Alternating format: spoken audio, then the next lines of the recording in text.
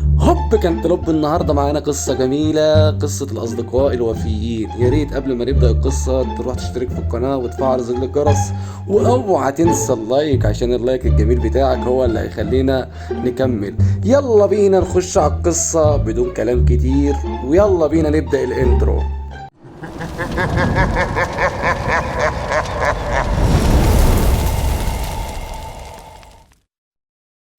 كان صديقان يسيران في وسط الصحراء، وفي مرحلة ما من رحلتهما تشاجرا شجارا كبيرا، فصفع أحدهم الآخر على وجهه.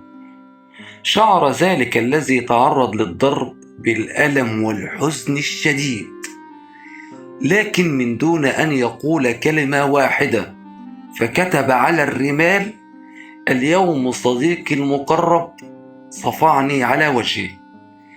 واستمر بعدها في المسيرة إلى أن وصلوا إلى واحة جميلة، فقرر الاستحمام في بحيرة الواحة.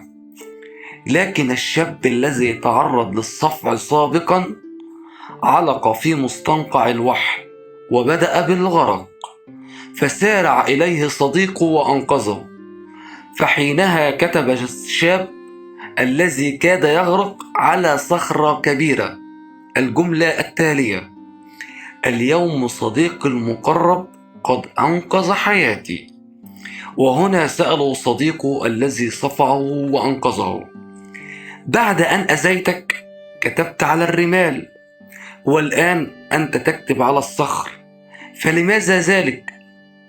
فأجابه الشاب قائلا: حينما يؤذينا أحدهما علينا أن نكتب إساءته على الرمال حتى تمسحها رياح النسيان، لكن عندما يقوم أحدهما لنا بمعروف لابد أن نحفره على الصخر كي لا ننساه أبدا ولا تمحوه الرياح إطلاقا.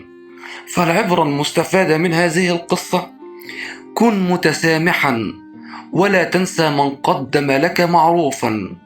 لا تقدر ما تملكه من أشياء، وإنما قدر ما تملكه حولك من أشخاص.